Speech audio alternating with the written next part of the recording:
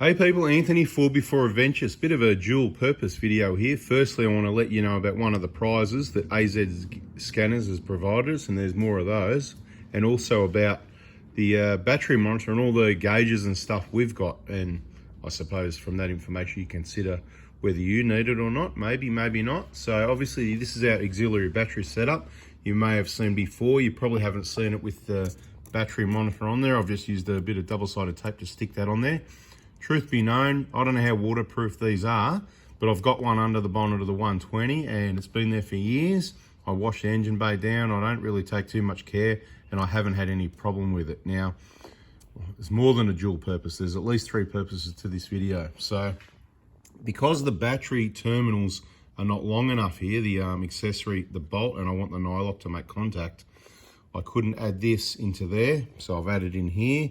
And in doing so, I took the cover off and I noticed a very small amount, very, very small amount of rust on those nuts. So I sprayed a bit of inox like MX3, and I did all of them. These ones were clean, but this one was just a little bit, you know, because when you wash, you see a bit of water can get in there. So it could be worth when you wash it, then you get your compressed air, stick it in the hole and just blow it all dry is a good idea.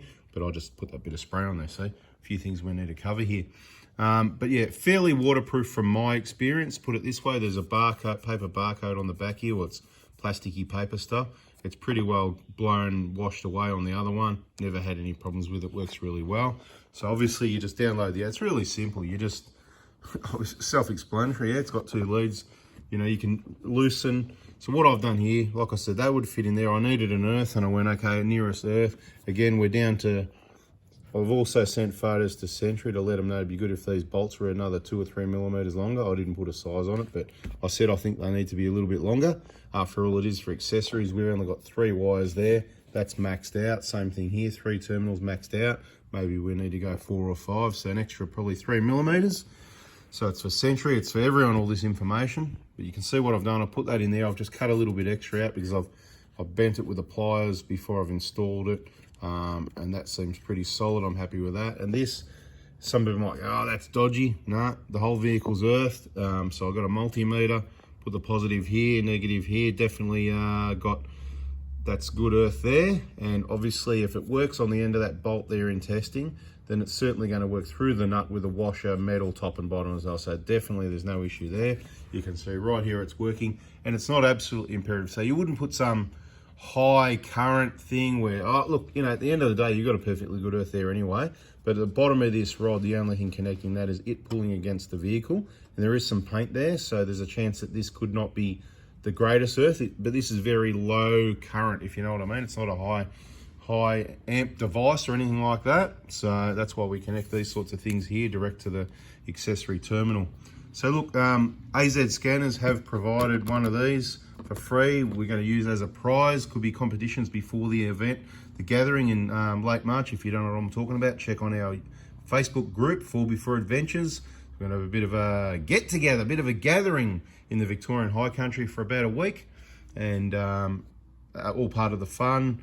I do ask, hey, who wants to provide some prizes? Some of them are just prizes for little competitions. Some of them will have auctions on, so opportunity to pick things up, you know, the bigger ticket items. Pick things up cheap. Everybody's happy. Charities win. You win, you get it cheap. And obviously they give us the gear because they're going to get the exposure, aren't they? I mean, look at it. Here it is, right? So hope you like that. Hopefully there's been a bit of info there. So a free battery monitor for someone. This is how I've installed it. You can do whatever you want. You need to just connect it to any positive and negative of whichever battery you want to monitor. It can only obviously monitor the battery that it's connected to.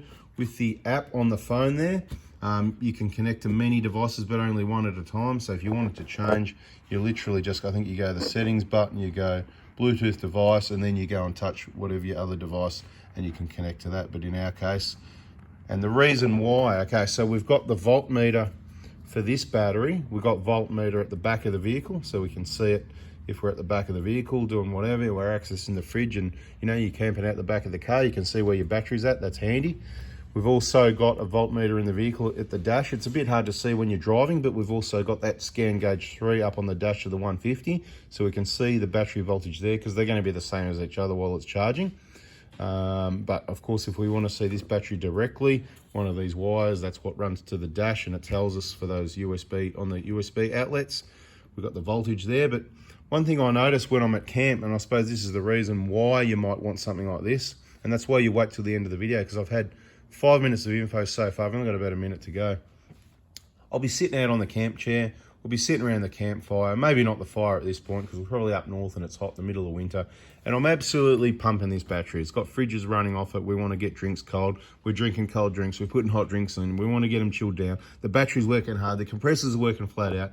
And maybe we've probably got the solar panels out, or 2 or 3 or 4 sets of solar panels, whatever we're doing. But I'll just be sitting there relaxing, and I'm just like, you know, when you're camping, like, it's not work. You don't have to think hard. It's not a stress thing, but you go, I wonder what battery voltage my battery's on. And generally you've got your phone there, even if you haven't got phone service, because you need to take photos of awesome things and places and whatever.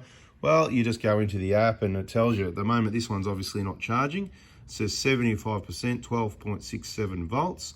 Nothing wrong with that, and that's about accurate. And you can put in your battery type. Point is, you don't have to move from your chair, as long as you're within about, I did some testing on the 120 years ago. You can probably find those videos in the battery, solar, whatever, the playlist again. We did some posts on Facebook just recently showing you how to find our playlists, you know, and those subheadings and how to navigate through that. So it's worth being on our Facebook, Facebook groups.